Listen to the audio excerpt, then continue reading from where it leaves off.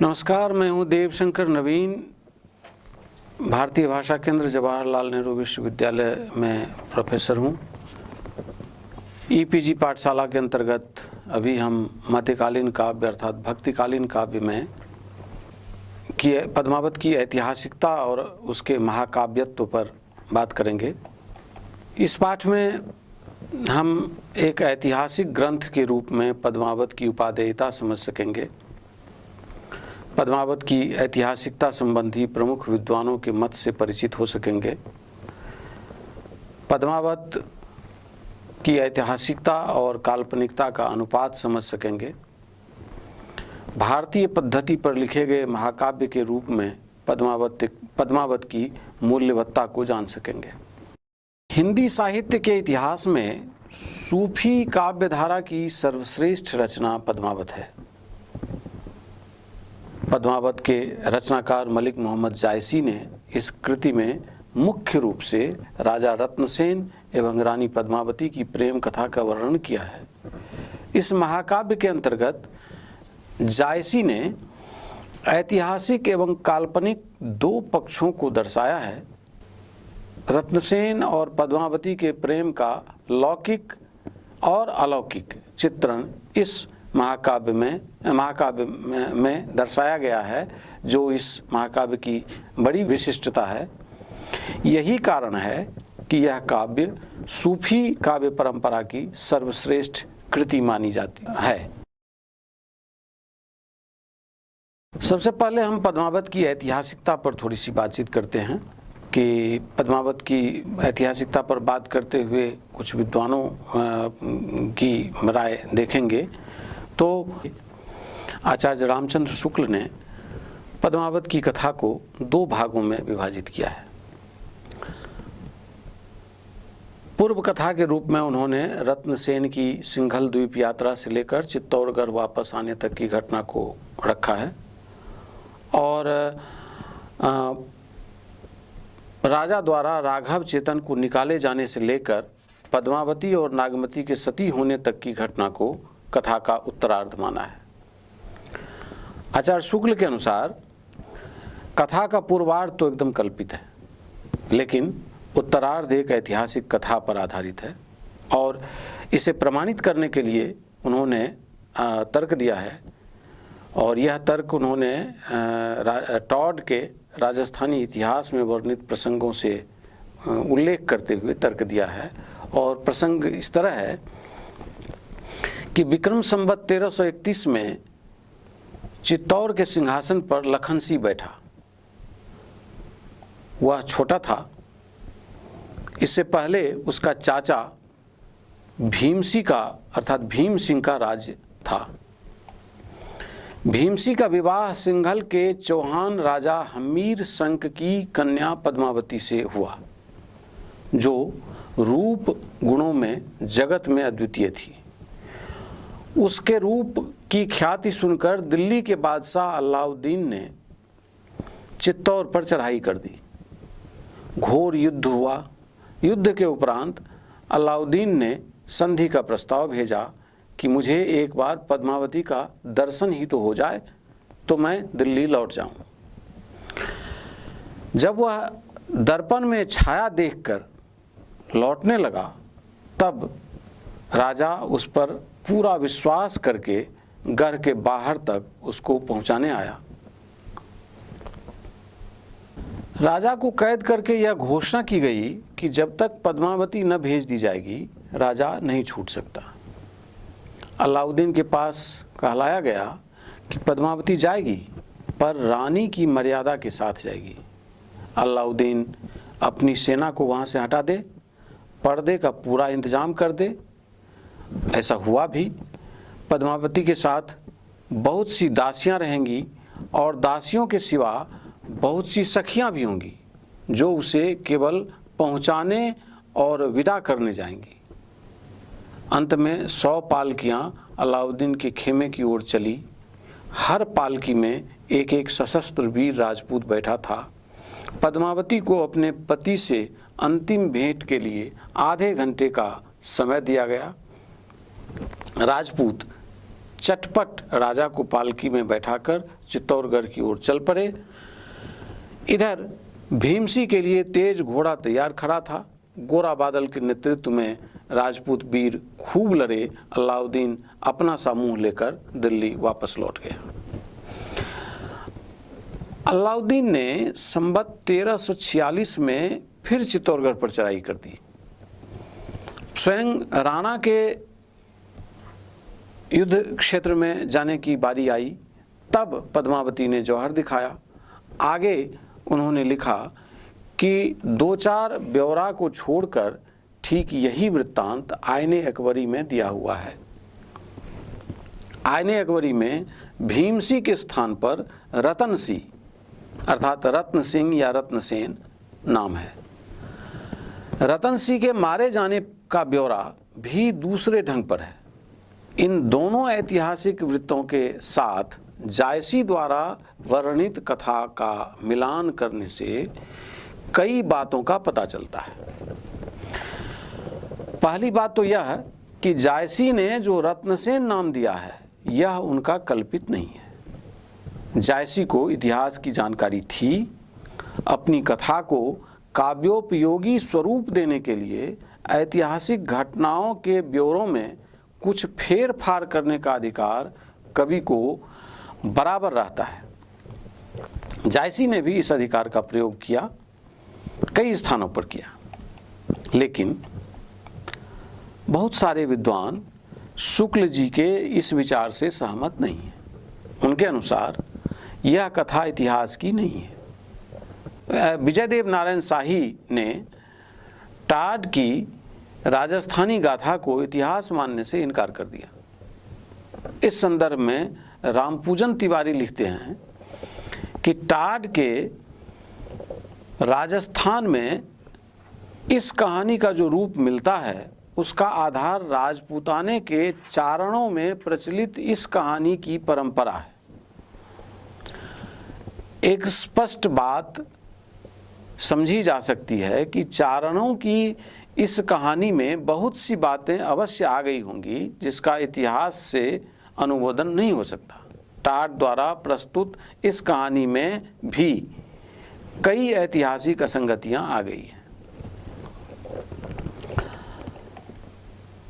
शाही लिखते हैं कि जायसी के पहले से फारसी वृत्तांत लेखकों जैसे कि अमीर खुसरो, जियाउद्दीन वर्नी और इसाकी आदि ने अलाउद्दीन द्वारा चित्तौड़ पर आक्रमण और चित्तौड़ विजय का वृत्तांत तो दिया है, परंतु पद्मिनी का कोई उल्लेख नहीं किया है। शाही मानते हैं कि फरिश्ता ने अवश्य उस कथा का जिक्र किया है जिसमें पद्मिनी द्वारा गोरा बादल की मदद से राजा रत्नसेन को छुड़ाकर चित्तौड़गढ़ वापस लाया जाता है। लेकिन वे फरिश्ता को जायसी के बाद का इतिहास लेखक मानते हैं। उसके अनुसार फरिश्ता को यह कथा जायसी से और सीधे लोक से मिली थी, न कि किसी ऐतिहासिक साक्ष्य से। उन्होंने प्रोफेसर कानूनगो के उस विचार का समर्थन किया है जिसमें वे कहते हैं कि गोरा बादल की समस्त कथा जायसी की अपनी कल्पना की देन है। इसे इतिहास मानना भूल होगी। इसके विपरीत प्रोफेसर दशरथ शर्मा ने कुंभलगढ़ के एक शिलालेख का उल्लेख किया है जो सन 1460 का है। इसमें उन्होंने यह दिखाने का प्रयत्न किया है कि रत्नसेन एक ऐतिहासिक पात्र है। लेकिन विजयदेव नारायण शाही का मानना है कि जिस रत्नसेन का इसमें उल्लेख है वह एक कायर और भीरू है, जबकि जायसी के रत्नसेन एक साहसी वीर योद्धा है जिसे संकट के समय भी अपने प्राणों का मोह नहीं है। वे सब उत्सर्ग करने को तैयार हैं। इससे वे इस निष्कर्ष पर पहुंचे कि यद्यपि इतिहास में कोई प्रमाण नहीं मिलता, फिर भी जायसी के पूर्व कोई न कोई लोक कथा चित्तौड़गढ़ की रानी और अलाउद्दीन के संबंध में रही होगी, जिससे जायसी ने पद्मावत के उत्तरार्ध की कथा ली, परंतु यदि हम मान भी लें कि कोई संक्षिप्त और रूपहीन कथा जायसी के सामने उपस्थित थी और इसका उपयोग जायसी ने किया, तो भी इतना तो स्पष्ट ही है कि उत्तर कथा में भी जायसी की कल्पना की उतनी ही छूट थी जितनी पूर्व कथा में। अतः उत्तर कथा में इतिहास का शिकंजा जायसी के लिए न नियामक था न बाधक। माता प्रसाद गुप्त भी इस बात का समर्थन करते हैं। उन्होंने भी पद्मिनी और गोरा बादल की कथा को जायसी से पहले की लोक कथा माना है। रामपूजन तिवारी पद्मावती को ऐतिहासिक पात्र और उसके जौहर की घटना को ऐतिहासिक घटना मानते हुए लिखते हैं कि पद्मावत का उत्तरार्ध कुछ ऐतिहासिक पुरुषों और घटनाओं के आधार पर रचित है, लेकिन यह भी समझ लेना गलत होगा कि जायसी ने संपूर्ण रूप से इतिहास को अपने काव्य का आश्रय बनाया है। इस अंश में कुछ इतिहास, कुछ अनुश्रुतियां तथा कुछ कवि की कल्पना का सुंदर समन्वय देखने को मिलता है। इस विवेचन से स्पष्ट है कि जायसी ने अपने उत्तरार्ध में ऐतिहासिक वातावरण का निर्माण किया है, जिसमें युद्ध, छल कपट, भीषण रक्त संहार है, दूसरे की पत्नी के लिए पूरी मानवता को दांव पर लगाने का खेल है, लेकिन इसमें कल्पना का समावेश भी है। अलाउद्दीन और रत्नसेन के अतिरिक्त अन्य पात्र कल्पित हैं और गोरा बादल की कथा तो पूरी तरह कल्पित है। अगर हम जायसी के काव्य पद्मावत की ऐतिहासिकता की बात करें तो कहना होगा कि यह कथा ऐतिहासिक से अधिक काल्पनिक है, इसमें इतिहास की छौंक मात्र है। पद्मावत की ऐतिहासिकता पर इस संक्षेप बातचीत के बाद हमें थोड़ी सी बातचीत उसके महाकाव्यत्व पर भी करनी चाहिए। उनके महाकाव्यत्व पर विचार करते हुए आचार्य रामचंद्र शुक्ल ने बताया है कि पद्मावत की रचना भारतीय रचित काव्यों की सर्गबद्ध शैली पर न होकर फारसी की मसनवियों के ढंग पर हुई है। प्रबंध काव्य के विषय में वे लिखते हैं कि प्रबंध काव्य में मानव जीवन का पूर्ण दृश्य होता है। उसमें घटनाओं की संबद्ध श्रृंखला और स्वाभाविक क्रम के ठीक ठीक निर्वाह के साथ हृदय को स्पष्ट करने वाले, उसमें नाना भावों की रसात्मकता अनुभव कराने वाले प्रसंगों का समावेश होना चाहिए। इतिवृत्त मात्र के निर्वाह से रसानुभव नहीं कराया जा सकता। आचार्य शुक्ल के समक्ष महाकाव्य के आदर्श के रूप में रामचरितमानस रहा है। उसकी कसौटी पर कसते हुए उन्होंने पद्मावत को महाकाव्य मानने से इनकार कर दिया, उसे मसनवी पद्धति पर रचित काव्य माना। उनके अनुसार पद्मावत की कथावस्तु की घटनाएं किसी आदर्श परिणाम पर नहीं पहुंचती। इसमें मानव जीवन और उसकी मनोदशा का वह चित्रण नहीं है जो रामचरितमानस में देखने को मिलता है। पद्मावत के नायक के रूप, शील और गुण का वह समन्वय देखने को नहीं मिलता है जो राम में है। पद्मावत का आदर्श सर्वांगपूर्ण न होकर एक देशीय है, और तो और इसकी प्रेम पद्धति भारतीय न होकर मसनवी की है। जायसी ने यद्यपि इश्क के दास्तान वाली मसनवियों के स्वरूप को प्रधान रखा है, पर बीच बीच में भारत के लोक व्यवहार संलग्न स्वरूप का भी मेल किया है। पद्मावत के महाकाव्यत्व पर विचार करते हुए पहले यह जरूरी है कि हम भारतीय साहित्य में चले आ रहे महाकाव्य संबंधी विचार को जान लें। भामह ने अपने ग्रंथ काव्यालंकार में सबसे पहले महाकाव्य की परिभाषा दी। भामह ने बहुत पहले अपने ग्रंथ काव्यालंकार में महाकाव्य की परिभाषा दी और उन्होंने कहा कि इसमें इसकी जो विशेषताएं हैं वो प्रमुख विशेषताएं हैं सर्गबद्धता, महान चरित्र और विजयी नायक, महत्ता, शिष्ट नागर प्रयोग और अलंकृति, जीवन के विविध रूपों, अवस्थाओं और घटनाओं का चित्रण, नाटकीय गुण, संगठित कथानक, रिद्धिमत्ता।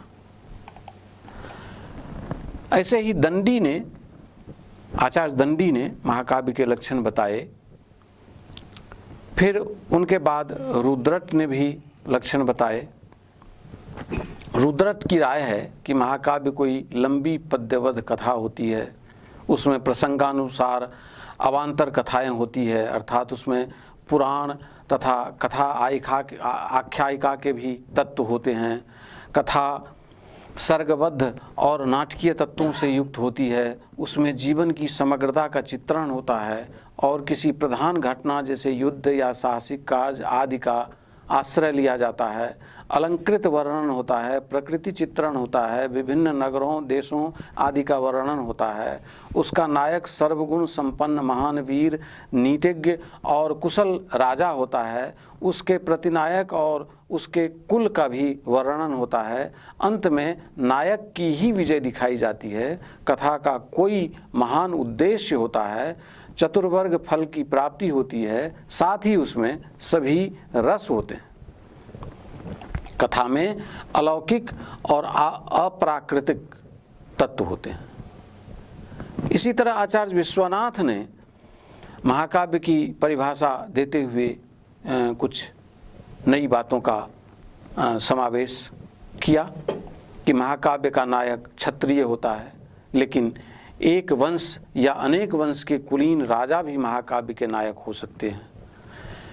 एक साथ कई राजा भी महाकाव्य के नायक हो सकते हैं।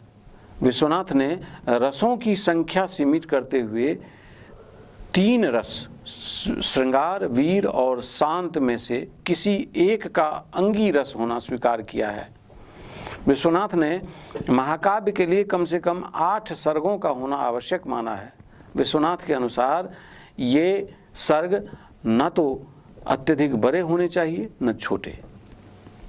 अब इन परिभाषाओं और अन्य विद्वानों द्वारा दी गई परिभाषाओं के आधार पर महाकाव्य की कुछ सामान्य विशेषताओं को रेखांकित करना भी उचित होगा। तो सबसे पहले हम उन विशेषताओं में महाकाव्य के कथानक की बात करें कि कथानक न तो ज़्यादा बड़ा होना चाहिए न ही छोटा, और कथा का सर्गों में विभाजन होना चाहिए। कथा इतिहास, पुराण, लोक कथा किसी भी तरह की हो सकती है। कथा में आधिकारिक और अवान्तर कथाएं भी होनी चाहिए। चरित्र की दृष्टि से नायक को कुशल, वीर, धीरोदात्त और क्षत्रिय होना चाहिए। रुद्रट के अनुसार नायक त्रिवर्ण में से किसी भी वर्ण का हो सकता है, लेकिन दंडी के अनुसार कोई भी धीरोदात्त व्यक्ति नायक हो सकता है। वस्तु वर्णन और परिस्थिति वर्णन के संदर्भ में भारतीय आचार्यों ने काव्य में बहुत जोर दिया है। काव्य में वर्णन की प्रधानता होनी चाहिए। प्रकृति वर्णन के साथ साथ देश, काल, नगर वर्णन भी होना चाहिए। आचार्यों के अनुसार महाकाव्य में रस का नियोजन बहुत महत्वपूर्ण होता है। महाकाव्य में सभी रस होने चाहिए, लेकिन शांत, वीर और श्रृंगार रस में किसी एक की प्रधानता होनी चाहिए। रुद्रट ने इस संबंध में विचार किया है कि महाकाव्य में अति प्राकृतिक और अलौकिक तत्वों का होना आवश्यक है, लेकिन इन कार्यों को मनुष्य स्वयं नहीं कर सकता। उसे इस कार्य के लिए देवी देवताओं का सहारा लेना चाहिए। महाकाव्य का एक महत्वपूर्ण उद्देश्य भी होना चाहिए। महाकाव्य में मंगलाचरण, इष्ट देव की आराधना जैसी बातें भी होनी चाहिए। सज्जन दुर्जन प्रशंसा, निंदा, नायक के वंश की प्रशंसा होनी चाहिए। प्रत्येक सर्ग में एक ही छंद का प्रयोग होना चाहिए। अंत में उसे बदलकर भिन्न छंद का प्रयोग होना चाहिए। महाकाव्य को अलंकारों से युक्त होना चाहिए। अलंकारों का प्रयोग इस तरह होना चाहिए कि वह घटना, पात्र वर्णन, चरित्र वर्णन आदि के अंग लगे। इस रूप में पद्मावत की कथा कुछ ऐतिहासिक व्यक्तियों और घटनाओं तथा ऐतिहासिक वातावरण पर आधारित होने के बावजूद काल्पनिक लोक कथा ज़्यादा है। कथा न तो बहुत छोटी है न ही बड़ी। कथा में राजा गंधर्वसेन की पुत्री पद्मावती है, जिसके पास एक हीरामन तोता है। पद्मावती अत्यधिक सुंदरी है। हीरामन चित्तौड़गढ़ से राजा रत्नसेन के समक्ष पद्मावती के सौंदर्य का वर्णन करता है, जिसे सुनकर वह पद्मावती को प्राप्त करने के लिए व्याकुल हो उठता है और योगी का वेश धारण कर उसे प्राप्त करने के लिए चल पड़ता है। अनेक कठिनाइयों को पार करता हुआ वह सिंघलगढ़ पहुंचता है, जहां उसे अपने प्रेम की परीक्षा देनी होती है। अंत में राजा गंधर्वसेन अपनी पुत्री का विवाह रत्नसेन के साथ कर देता है। दूसरी तरफ जायसी ने नागमती के विरह का वर्णन किया है। चित्तौड़गढ़ पहुंचने पर तीनों सुखपूर्वक रहने लगते हैं। तभी अलाउद्दीन चित्तौड़गढ़ पर आक्रमण कर देता है और पद्मावती को प्राप्त करने के लिए छल करता है। वह रत्नसेन को बंदी बना लेता है। पद्मावती गोरा बादल के साथ मिलकर राजा को मुक्त कराती है। इसमें कई वीर सैनिक शहीद हो जाते हैं। अलाउद्दीन के आक्रमण की खबर सुनकर राजा उससे युद्ध करने जाता है और वीर गति को प्राप्त होता है। नागमती और पद्मावती पति की चिता के साथ सती हो जाती है और जब अलाउद्दीन दोबारा पद्मावती को प्राप्त करने के लिए चित्तौड़गढ़ वापस आता है, तब उसे मुट्ठी भर खाक मिलती है। इसी के साथ कथा समाप्त हो जाती है। पद्मावत के कथानक में संबंध निर्वाह बहुत अच्छा है। एक प्रसंग में से दूसरा प्रसंग जुड़ा हुआ है और कथा में आधिकारिक और प्रासंगिक कथा आपस में संबद्ध है। पद्मावत के प्रासंगिक कथा के रूप में राघव चेतन गोरा बादल की कथा मुख्य कथा के फल प्राप्ति मार्ग में सहायक है। सर्ग विभाजन के संदर्भ में भारतीय आचार्यों ने कोई संख्या निर्धारित तो नहीं की, पर आचार्य विश्वनाथ ने 8 सर्ग होने की बात की है। लेकिन यह महाकाव्य का रूढ़ लक्षण नहीं हो सकता, क्योंकि कालिदास के कुमार संभव में सर्गों की संख्या 17 है, तो अश्वघोष के बुद्ध चरित्र में 28 है और भारवी के किरातार्जुनीयम में 28 सर्ग है। तुलसीदास की विश्व प्रसिद्ध रचना रामचरितमानस में 7 है। पद्मावत की कथा खंडों में विभाजित है और इसी आधार पर इसे मसनवी शैली की रचना मानी गई है, क्योंकि खंड विभाजन इसका महत्वपूर्ण लक्षण है। लेकिन रामपूजन तिवारी के अनुसार पद्मावत की अधिकांश और अच्छी प्रतियों में खंडों का विभाग नहीं है। शुक्ल जी के संस्करण में खंडों का विभाग किया हुआ है तथा विभागों के शीर्षक दिए हुए हैं। डॉक्टर माता प्रसाद गुप्त के संस्करण में खंड विभाजन और शीर्षक नहीं है। उन्हें कोई प्रमाण नहीं मिला है, इसलिए उन्होंने खंड विभाग नहीं किया। पद्मावत का संपादन करते हुए वासुदेव शरण अग्रवाल लिखते हैं कि निम्नलिखित विषय सूची में सुविधा के लिए खंड की संख्या और शीर्षक एवं दोहों की संख्या दोनों का निर्देश दिया गया है। इनसे एक बात स्पष्ट है कि जायसी ने अपनी रचना में कोई खंड विभाजन नहीं किया था। इसकी संभावना है कि यह कथा सर्गों में विभाजित रही हो और फारसी में लिखित होने के कारण इसे खंड विभाजन समझ लिया गया, परंतु यह मात्र एक संभावना है। चरित्र की दृष्टि से नायक को कुशल, वीर, धीरोदात्त और क्षत्रिय होना चाहिए। इस काव्य का नायक राजा रत्नसेन है, जो क्षत्रिय कुल के वीर नायक हैं।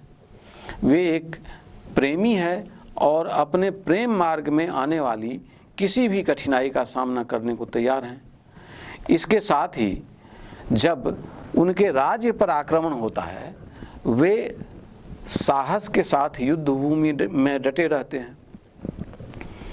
अपने प्राणों की परवाह उन्हें नहीं है। उनमें साहस, नम्रता, कोमलता, त्याग आदि सभी गुण विद्यमान हैं।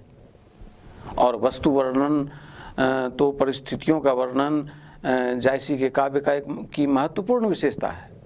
जायसी इस दृष्टि से सफल रचनाकार थे। उन्होंने सिंघल के नगर, हाट, बाजार, पशु पक्षी, फल फूल, सरोवर, तालाब आदि का विस्तार से वर्णन किया है। अमराई की सघनता की शीतलता का जायसी ने सुंदर वर्णन किया है। घन अमराऊ लाग चहु पासा, उठा भूमि हूत आगि आकाशा, तरिवर सबय मलय गिरिलाई, भय जग छाहें रैनी होय आई, मलय समीर सुहावनी छाहा, जेठ जाय लागैत ही माहा, ओहि छाह रैनी होई आवे, हरियर सबय आकाश देखावे, पथिक जो पहुँचे सहिके घामू, दुख बिसरे सुख होई विश्राम। या फिर पानी भरे आवहि पनिहारी, रूप स्वरूप पद्मिनी नारी। ये विलक्षण वर्णन है प्रकृति के। इसी तरह आचार्यों के अनुसार महाकाव्य में रस का नियोजन बहुत महत्वपूर्ण होता है। तो महाकाव्य में सभी रस होने चाहिए, लेकिन शांत, वीर और श्रृंगार रस में किसी एक की प्रधानता होनी चाहिए। जायसी की भाव व्यंजना के संबंध में यह समझ रखनी चाहिए कि उन्होंने जबरदस्ती विभाव, अनुभाव और संचारी भाव ठूंस कर पूर्ण रस की रस्म अदा करने की कोशिश नहीं की है। भाव का उत्कर्ष जितने से सध गया है, उतने ही उन्होंने प्रयोजन रखा है। पद्मावत में वीर और श्रृंगार रस मुख्य है, लेकिन प्रधानता श्रृंगार रस की है। श्रृंगार के दोनों पक्षों, संयोग और वियोग, दोनों का ही वर्णन मिलता है। नागमती का वियोग वर्णन तो प्रसिद्ध है। रति भाव के अंतर्गत कई मानसिक दशाओं का वर्णन जायसी के काव्य की प्रमुख विशेषता है। रत्नसेन से विवाह हो जाने के बाद पद्मावती अपनी काम दशा का वर्णन सीधे सीधे शब्दों में करती है। कौन मोहिनी दहु हुती तोही, जो तोही बिथा सो उपनी मोही, बिनु जल मीन तलफ जस जीव, चातक भयूं कहत पीऊ पीऊ, जरियूं बिरह जस दीपक बाती, पथ जोहत भई सीप सेबाती, भयूं बिरह दही कोइलकारी, डारी डारी जिमी कूक पुकारी। कौन सो दिन जब पीऊ मिले, यह मन राता जासु, वह दुहु देखें मोर सब, हौं देखों तासु, हौं दुख देखों तासु। सीधे शब्दों में एक नव विवाहित स्त्री की अभिलाषाओं का स्पष्ट वर्णन इन पंक्तियों में देखने को मिलता है। अलौकिक और अति प्राकृतिक तत्व के संबंध में रुद्रट ने विचार किया है। उन्होंने महाकाव्य के अति प्राकृतिक और अलौकिक तत्वों का होना आवश्यक माना है। शिव और पार्वती का स्वयं आकर रत्नसेन की सहायता करना बहुत ही उज्जवल प्रसंग है। ठीक इसी तरह महत उद्देश्य महाकाव्य का एक महत्वपूर्ण पक्ष है। हर महाकाव्य का कोई न कोई महत्वपूर्ण उद्देश्य होना चाहिए। यह काव्य के शांत रस में होता है। तत्कालीन समय में युद्ध, छल, कपट, लूटमार मची हुई थी। समाज में दो भिन्न संस्कृतियों की टकराहट जोरों पर थी। इसमें सभी अपने साम्राज्य विस्तार में डूबे हुए थे। आम जनता और स्त्रियों की हालत खराब थी। जायसी ने इस विस्तार नीति की व्यर्थता बोध का एहसास किया। छार उठाई लीन एक मुट्ठी, दीनी उड़ाए पृथ्वी झूठी। इसलिए रत्नसेन और पद्मावती के प्रेम के माध्यम से प्रेम की संकल्पना प्रस्तुत की गई कि मोहम्मद यही कवि जोरी सुनावा, सुना सो प्रेम पीर गा पावा, जोरी लाई रकत कै लेई, गाढ़ी प्रीति नयन जल भेई, औ मन जानी कवित अस कीन्हा, मकु यह रहे जगत मह चीन्हा। इसी तरह महाकाव्य के शैली पर भी बात की जा सकती है। महाकाव्य में मंगलाचरण, इष्ट देवी की आराधना आदि होनी चाहिए और छंद के विषय में दंडी का तो स्पष्ट मानना है कि पढ़ने सुनने में रम्य छंदों का प्रयोग होना चाहिए। प्रत्येक सर्ग में एक ही छंद का प्रयोग होना चाहिए, अंत में उसे बदलकर भिन्न छंद का प्रयोग होना चाहिए। जायसी ने अपने ग्रंथ का आरंभ मंगलाचरण से किया है और शाहे वक्त, मित्र गुरु, मोहम्मद सभी की प्रार्थना की है। जायसी ने 7 चौपाइयों के बाद दोहे का क्रम रखा है। यह पूरे काव्य में बना हुआ है। निष्कर्षतः इस विवेचन के आधार पर हम कह सकते हैं कि जायसी का पद्मावत भारतीय पद्धति पर लिखा गया एक सफल महाकाव्य है। कुछ एक बिंदुओं को छोड़कर यह महाकाव्य की कसौटी पर पूरी तरह खरा उतरता है और वे छोड़ने वाले बिंदु हैं कि सर्ग के अंत में छंद का बदलना या फिर सर्ग का विभाजन, ये सब छोटी छोटी बातें हैं और ये उस समय ये विधान रचे गए। पर इन सब चीज़ों के अतिरिक्त जो उनकी विशेषताएं हैं, इस काव्य की जो विशेषताएं हैं वे महत्वपूर्ण हैं और पद्मावत को भी एक महत्वपूर्ण महाकाव्य माना जा सकता है।